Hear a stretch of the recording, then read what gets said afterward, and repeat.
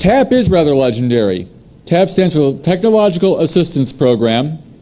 It started life on May 1st, 1971, when Abby Hoffman and a phone freak called Al Bell decided they wanted to have a technical newsletter because there was, well, if you saw the movie The President's Analyst, it turned out that the enemy of the country was TPC.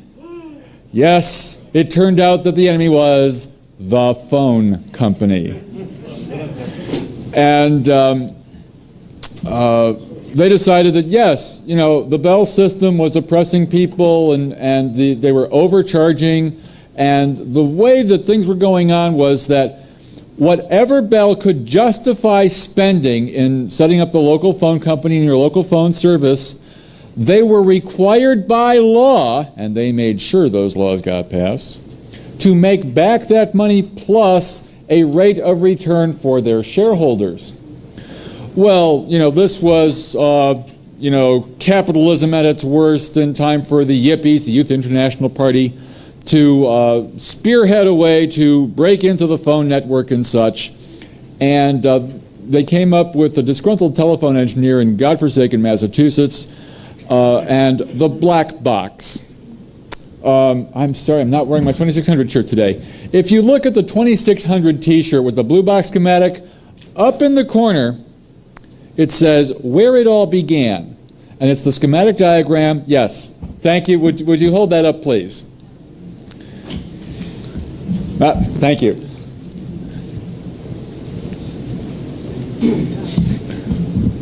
Where it all began, and it's the schematic for the black box, which gets hooked up with a little switch, and when you know your friend is calling, you throw the switch. The phone rings, you pick up the phone, you talk to your friend in wherever, and when you hang up, the building equipment wonders why you've let the phone ring for 25 minutes. That's where it started. About 3 or 4 issues into YIPL, Y-I-P-L, the Youth International Party Line. Now, many of the youngsters do not understand what a party line was in rural America. You thought this was the history of TAP. It's a little of the history of telephony. Excuse me, I must digress. Party lines were when one wire was strung out from the central office down the farm road, and every farm along the way would get a drop, and Farmer Brown would get 1 short and 1 long ring, and Farmer Smith would get 2 short and 1 long, etc. The different codes for who the call was for. And these party lines, well, when you heard the ring for your neighbor, you'd kind of pick up and listen in, and so it became a way of the neighborhood finding out what's going on. Well, the Youth International Party Line was a way for the yippie community and fellow travelers, technologically minded people who may not be that into the revolution but like the technology of it, would share information through the newsletter. About 4 or 5 issues in, Al Bell took a look at his newsletter and said, "What's all this political crap doing in here?" Picked it up, moved out of Yippie headquarters, set up shop on his own, and changed the name to TAP, the Technological American Party. That ran for a couple of issues and then became the Technological Assistance Program. You ever tried to open a bank account with the word party in your name when you're not a bona fide political party? It was a problem. So that's why the change to the Technological Assistance Program. People still called it the Technological American Party for a long time, but that was the official name. Al Bell ran the newsletter for a number of years, and then Tom Edison took over, and he ran it for another goodly number of years. And Tom was at the helm when I moved to New York City in 1976. And I'd been hopping from town to town, from upstate New York where I lived to the Boston, Massachusetts area where I lived for a while, and seeing TAP now and then and subscribing now and then I moved to the city and resubscribed, and they say that every Wednesday you could drop by 1201 Broadway on the 7th floor, I believe it was, and come to their gatherings and help them put the thing together and this and that. And about a year later, I finally found a Wednesday free. And I went down there and met the gang and started hanging out. started helping paste the thing up. As you'll recall, the blurb for TAP was, all the news that fits. Well, it's strictly cut and paste in those days. We didn't have desktop publishing. It's what you paste up is what you get. And we'd get these letters, some of them typed. If they weren't typed, okay, maybe we'd go to some trouble and type it if it were really good. But mostly we'd take these typed in things, cut them up, lay them in to fit, reduce it down 75%, print it out on 11 by 22, fold it to 8.5 by 11, and wait until we had 2 issues to mail up and send them out. And them's were the old days. I one day was publishing an article about my activities doing something, and somebody had submitted an article on Marisat, the Maritime Communications Satellite, and how to fiddle with the voice circuits. Well, fortunately, I was there that night as Tom was pasting it up. And I noticed that my article was being put opposite this other article, and I went, oh no, I'm using a pseudonym that ComSat knows, because I've used Marisat. I hacked the telex circuits. And they might think that this was me telling about the Marisat stuff, and I wasn't giving that stuff out, because things that went into TAP tended to go away. I couldn't imagine that anybody in the real world read this, of course. We probably went to more telephone security offices than Telephone Engineer and Management magazine. But after all, they could understand our stuff. And as a result, I needed a quick name change. And that's when I remembered my old high school chemistry studies when we were talking about certain chemical reactions, and I'd been reading this other thing of a book by Carroll, and came up with the name Cheshire Catalyst, and wouldn't it be nifty to use it someday? And so it came to me in the nick of time, and I just ran to the typewriter, typed it up quick, pasted it down, and ever since then I've been the Cheshire Catalyst. And of course people want to know who the Cheshire Catalyst is, and I of course tell them Richard Cheshire. And they're happy with that. Most people know that Peter Parker is Spider-Man, that Superman is Clark Kent, and a third level, strictly for privacy purposes, never occurs to people. And with the cameras rolling, that's as far as I'm going to leave it right now. The fellow from Technology Illustrated put it the best. Richard Cheshire isn't his real name. In fact, it's not even his real pseudonym. If you really want to know my real name, that's fine. Come up to me later. I'm happy to tell you individually. But when they get it off the evening news, or when they get it out of the newspaper or the magazine, and they dig up my number through directory assistance, because I keep an extra listing, and I pick up the phone and say, hey, Cheshire, I know. I know why they're calling me. I know where they're coming from. And I just, you know, fine. In the first 37 seconds, I'll probably tell them my name because it's the worst kept secret on 3 continents. It would have been 4, but my buddy forgot to mention it when he was in Australia. The thing is, when they, big, you know, them, when they read TAP, read TAP, they would worry about us. And I wanted them to know, hey, I'm not the kind of guy you've really got to worry about. Okay, some of our writers maybe you should worry about, but I wanted to keep things as cool and as above board so that when I was followed, when my phone was tapped, things you just assume are going to happen when they file the reports on me, hey, you know, I'm not the guy you want to worry about. And I'll let you know where I'm going and which conferences I'm going to, and, you know, send all your guys after me to check out what I'm doing and this and that and the other thing. But I was more worried about them worrying about me. Because if they don't know what you're doing, then they get scared stuffless and they got to do something about it. And so I would just, you know, on the phone say, oh yeah, I'm going off to that conference, you know, IEEE show or whatever, and this, that, and, you know, just would assume they're listening, assume they're following, yeah. And every once in a while, there was proof. There was the Pennsylvania State Police photos that showed up at one Friday night gathering. Finally, rents got too expensive in Manhattan, and we couldn't afford to have a place of an office of our own. And we went to meeting in different restaurants around town. And usually they closed up behind us, too, or reincarnated and became very shishi, and we couldn't afford them anymore and things like that. We had a couple of really good dives that were just loved, but, you know, I don't know, once we got there, what can I say?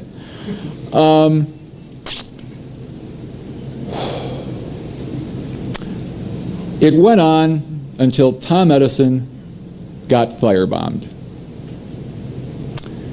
He went out to an amusement park because he's a real roller coaster freak. Came home to find fire trucks, county sheriff, and it turned out that it was a really good break-in. They knew how to get in, and it was a really botched up arson. And of course, the mere speculation, this is not fact, this is mere innuendo, because this is just stuff that we think about it. But, you know, Telco usually hires a bunch of old FBI people to work in their security departments and this, that. These are people who remember people they set up, and so they know how to find break-in artists, and they may not know how to find arsonists. I don't know. Mere speculation, just blindly, wouldn't even want to attempt to throw any innuendo towards the telephone company. Or at any rate, I got the phone call from Tom and said, Cheshire, I've just been firebombed. Get your ass down here with a truck, or it's all going in the dumpster. What could I do? I got my roommate, we rented a truck, we went over, we got the stuff, we hauled it back, we hired a locker, and mostly it was half my living room. They didn't go through the house very well. Most of the tap stuff was in the basement. And they had poured some gasoline upstairs in a recreation room with all of his tapes. His reel-to-reel tapes. Yeah.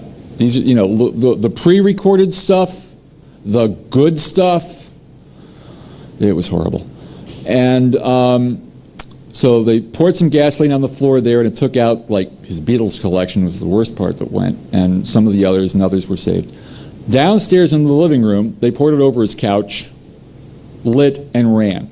Well, the couch was close enough to the window that with the heat, it blew out the window and fed the flames. Upstairs, they never opened a window, so it flared, ate the oxygen, and died. So that's why it was a botched arson. Neighbors called the fire department, but all the tap gear was downstairs and untouched by the fire. Well, this was in the spring of '83, I think it was, or summer of '83, late spring, early summer.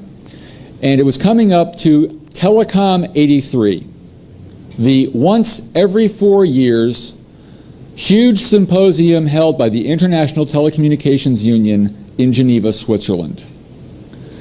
And so I was able to eke out enough of a budget that I could go over, you know, crashed with people, met people in the press room, and that was really cool too, because here, of course, I publish a newsletter, so I can get press credentials. If I can get to a trade show, they'll let me in.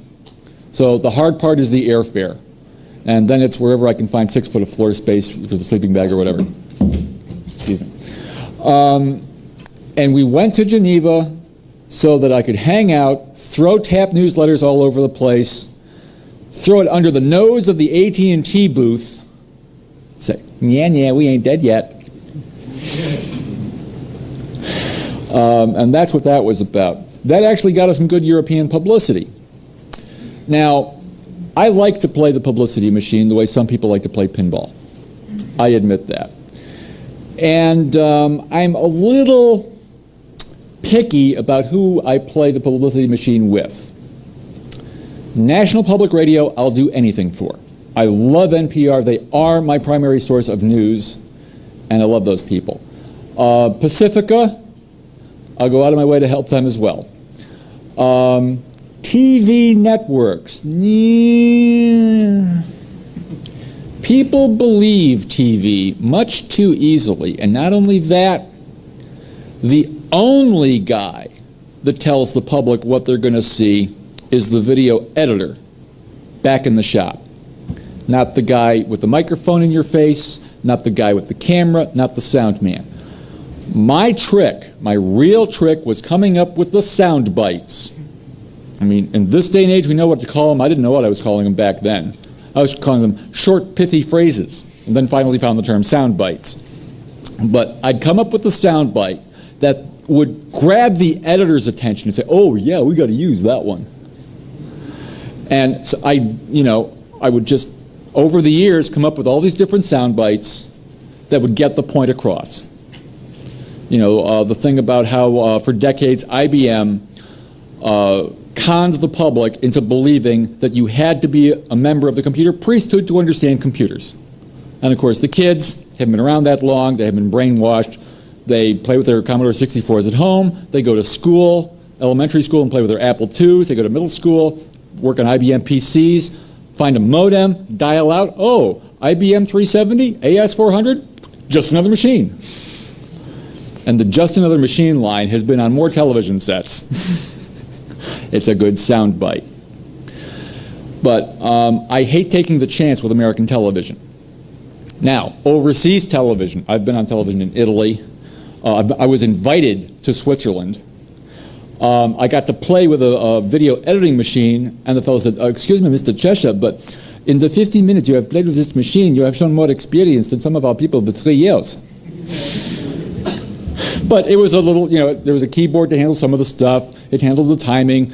And I knew one trick about continuity, because I'd taken the tape of this Swiss-built car. It was driving through the woods, came out in the residential area, and then I spliced in a spot where we were back in the woods. And I lost my continuity. Let me get a couple seconds to just cover the fluff and got my continuity back. All right. And this, I found if you know a few buzzwords, if you pick up a couple of tricks here and there, and you toss them in where people don't really expect them, but show that you know something of what they're talking about, even if it's wrong, but you've shown that you've got interest in their area, and you know something of what is going on, and they'll fill you in with the rest. And they love it because it's their area. And, well, of course, you are only the amateur in this, and so let me tell you of my professional expertise, and you go on, it's wonderful stuff. And this is, you can play this with the publicity machine, with social engineering, and all sorts of things. Got back from Geneva. We put a few more issues together. It went on for about another year. And I'm sorry, folks, I'm not a business person. This proved it. It rubbed my nose in it. And I was out of work at the time. I couldn't afford to keep that apartment. And everything went into a storage locker in Brooklyn. And I was trying to keep up the payments on the storage locker when I was offered a job in Florida. And it wasn't that big a job, and once I got there, they cut my salary on me, but it was still a fun job, and I moved there because I get to live next to the Kennedy Space Center. I like to watch things go up. All right, I admit it, I'm a space cadet. I'm a little old for it, but Tom Corbett style, not the way see, the press has manipulated words on us again. Not just hacker, but I have a black jumpsuit I wear at science fiction conventions. I call it my Space Ranger jumpsuit. I only call it Space Ranger because I'm too old to look like a space cadet. And yeah. But I'm down there and I'm helping, again, on a newsletter that we hand out to the tourists, telling them what's going up. And so that's what I'm doing these days, is spreading the knowledge in a different area of technology. Also, because I was now living in Florida, in fact, the part of Florida I'm living in, right outside the Kennedy Space Center, mind you, is an area I refer to as rural. If you don't bring your own entertainment, you got to haul off all the way to Orlando to do something decent. So I found a local ham radio club, entered the novice class, got my Tech Plus. It was just technician at the time. 6 months later, they came out with a no-code license. But I'm playing with packet radio, data communications over ham radio. So I don't need to try and break into networks to get away. I get replies from Great Britain in 3 days, legally. Just outlay for some equipment. And it's been some fun times. Well, some of them may not seem so fun, but they were sure interesting. There was the 8-hour shift I pulled in Oakland after the earthquake, about a week after the earthquake. That gave me time in grade when Andrew came around, because that made me the only ham in Pinellas County with actual disaster experience. So I got to lead the 10-man team down to Homestead. And that was interesting stuff. FEMA was down there. They had a couple of semis full of gear. You walked into Homestead Field Hospital, which 2 weeks before had been the Homestead Senior Center. You picked up a phone on their little PBX. You punched 9. It went out to the truck, up to Telstar 601, down to Maryland, and gave you a Maryland dial tone. It was slick. That truck had everything from DC to light. And it was slick. So I've still been able to play with the tech stuff. I keep going down to my AT&T phone center store and harassing them as to when I can get an ISDN. And when they go, ISDN, what's that? Oh, it stands for I still don't know. And then I say, well, actually, it's Integrated Services Digital Network. And then I try to educate them so that somewhere down the line when they go to a seminar, that's what that bearded weirdo was talking about. And, hopefully have given them enough interest that some customers out there might want to know. So that pretty much covers what I did, what I've been doing, and can I take any questions? Yes?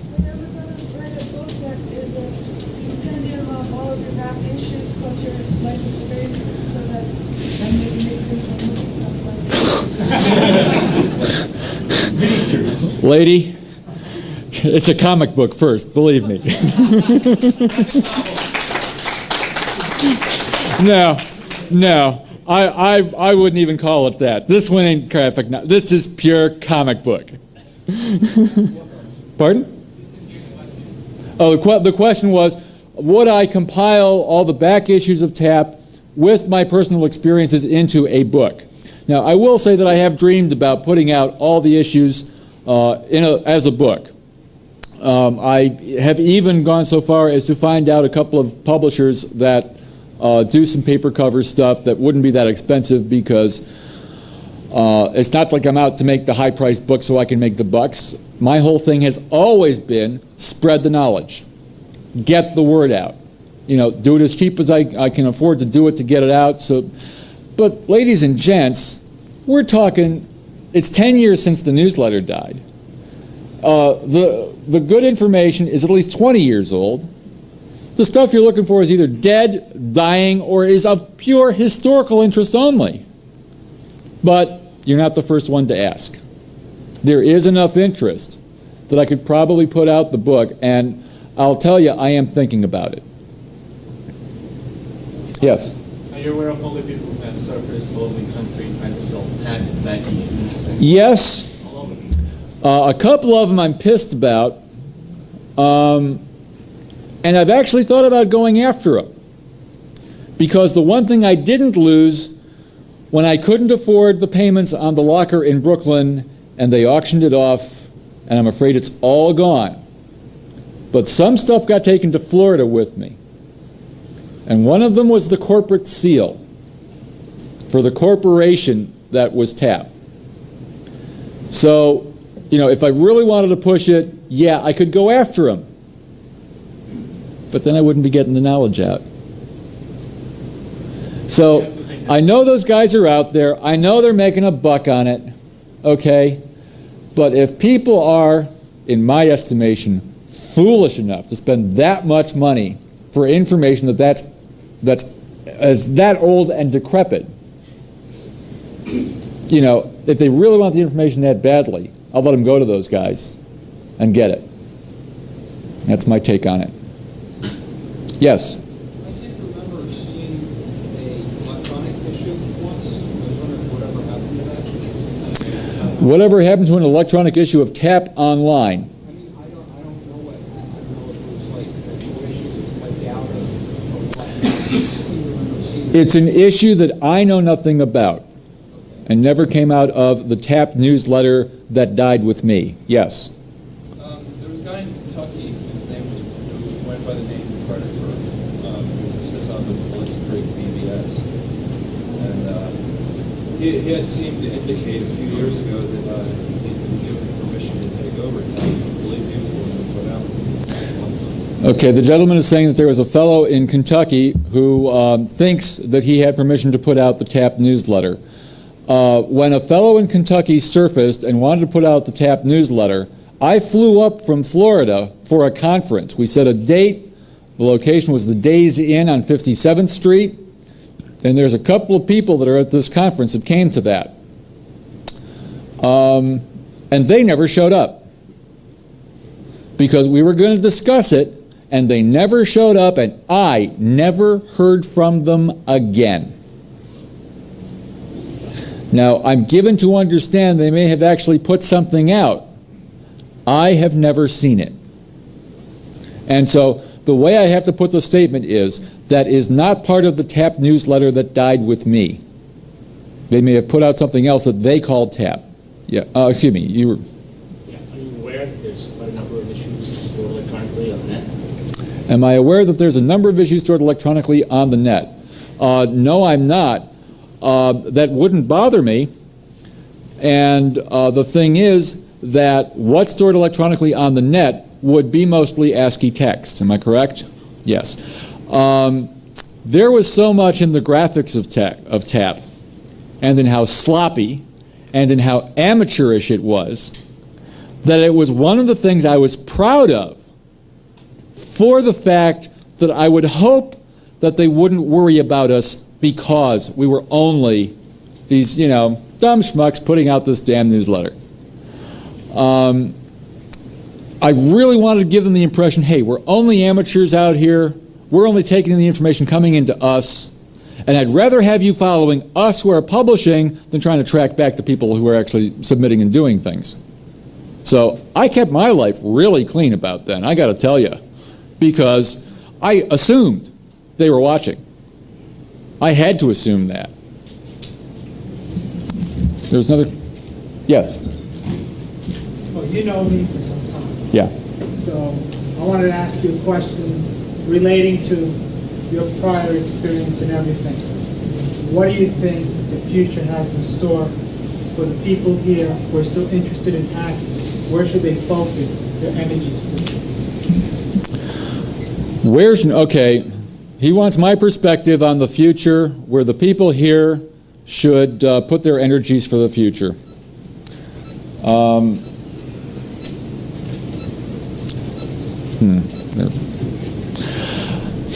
That's a hard one for me to answer. I think there are enough interesting technologies out there that there is no need to hack past the bounds of propriety into cracking. I found an interesting niche in ham radio with the packet radio stuff, so I can transmit data around wirelessly, although, as a friend of mine said once, it's amazing how many cables you need for wireless communications. And but there's always that interest in what's beyond. There's always that thing the young kids have of wanting to be naughty and then wanting to brag about it. I never addressed that with TAP. I just know that it's part of human nature. And all I can say is, be careful. Don't do anything really dangerous, because if you get them to really start worrying about you, they will come down hard. You've got to be careful. In 1980, a friend of mine was hacking the internet. Connected to NIC, Network Information Center, pulled down a net map. Well, let's see, what's the farthest thing on the network I can reach? Oh, way out here in Europe, something called NORSAR. I don't know what that is. Sea Space NORSAR.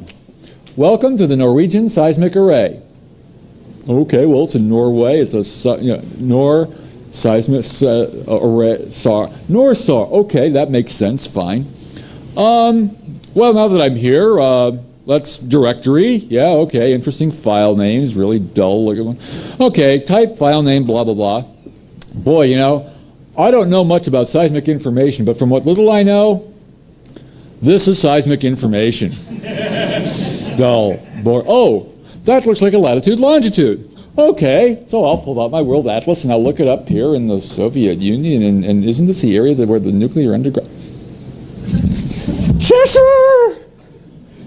Now, J-Random Hacker was able to pull this stuff up. Is this the game of the DoD playing with the Soviets of letting them know that we know that they know that we know? Is this a game that we should be, you know, involved in? How do you call the CIA and say, excuse me, we think you might have a problem here? We're just J-Random hackers? We held something called WATS 80, the Washington Area Telecommunications Symposium. And we generated lots of publicity. AP, UPI, releases went out to the Washington Times, TV cameras showed up. A few people in blue coats and ties who quickly lost the ties, you know, which was fine. That's what we wanted. We had a rate structure. Admission $5. $4 with government ID. $3 with government ID you could prove was phony. And we figured nobody'd try that, and they didn't. But yeah, we just, funny sign, right? Okay, we're here to have fun and spread the word. And we told this story about NORSAR, and we don't know if anything ever happened from it. But we wanted them to know, listen, we're finding this stuff. We're not unpatriotic, because when the Russians come over Lake Erie, we're the first guys they want to take out. We know how to get through the networks and be the communications underground. We're good at that already. And, you know, we knew the Russians weren't our friends. I mean, yeah, we're long-haired, scraggly, you know, and you think we're all communists, but, you know, we threw out the politicians back when we changed from Yipple to TAP. You know, come on, we're technos. The really paranoid can't get over this fact that we're being so friendly and trying to help them and what have you, but, you know, why are they being so friendly, you know? So, but when we were faced with what we thought was a dilemma, we did it in the most public way we could to just, again, share the knowledge that it could be done, that it was hackable. And I really think that TAP and 2600 today, it's their tap on the underground, let's face it. And in fact, I almost marketed TAP that way. A friend of mine runs a telecommunications magazine and was willing to give me the mailing list of his magazine subscribers to do a mailing. And this was just before TAP died. And I had the letter all done out. I was going to enter it into one of these direct mailing contests. I was so proud of it. And it was, Dear Mr. Mumble, can you afford not to know what the fuck is going on? The first line was designed to either shut him right down and throw the thing in the trash, or he was hooked.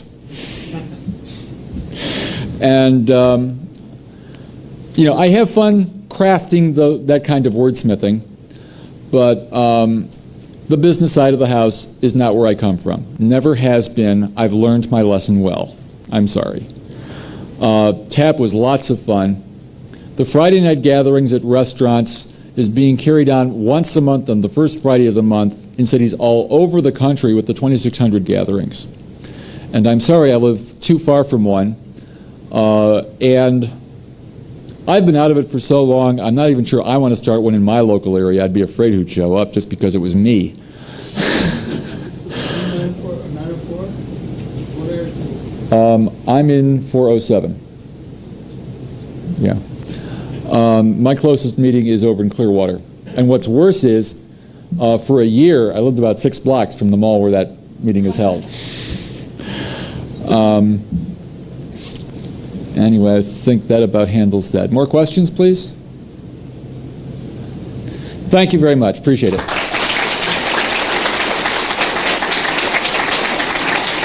Justify spending in setting up the local phone company and your local phone service, they were required by law, and they made sure those laws got passed, to make back that money plus a rate of return for their shareholders. Well, this was, capitalism at its worst, and time for the Yippies, the Youth International Party, to spearhead a way to break into the phone network and such. And they came up with a disgruntled telephone engineer in godforsaken Massachusetts and the black box. I'm sorry, I'm not wearing my 2600 shirt today.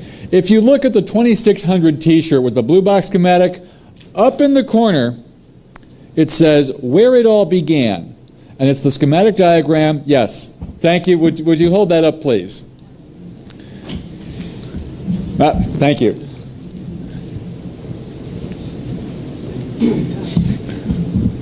Where it all began, and it's the schematic for the black box, which gets hooked up with a little switch, and when you know your friend is calling, you throw the switch. The phone rings, you pick up the phone, you talk to your friend in wherever, and when you hang up, the billing equipment wonders why you've let the phone ring for 25 minutes. That's where it started. About 3 or 4 issues into YIPL, Y-I-P-L, the Youth International Party Line. Now, many of the youngsters do not understand what a party line. TAP is rather legendary. TAP stands for Technological Assistance Program. It started life on May 1st, 1971, when Abby Hoffman and a phone freak called Al Bell decided they wanted to have a technical newsletter because there was, well, if you saw the movie The President's Analyst, it turned out that the enemy of the country was TPC. Yes, it turned out that the enemy was the phone company. And they decided that, yes, the Bell system was oppressing people and they were overcharging. And the way that things were going on was that whatever Bell could, revolution, but like the technology of it, would share information through the newsletter. About 4 or 5 issues in, Al Bell took a look at his newsletter and said, "What's all this political crap doing in here?" Picked it up, moved out of Yippie headquarters, set up shop on his own, and changed the name to TAP, the Technological American Party. That ran for a couple of issues and then became the Technological Assistance Program. You ever tried to open a bank account with the word party in your name when you're not a bona fide political party? It was a problem. So that's why the change to the Technological Assistance Program. People still called it the Technological American Party for a long time. It was in rural America. You thought this was the history of TAP. It's a little of the history of telephony. Excuse me, I must digress.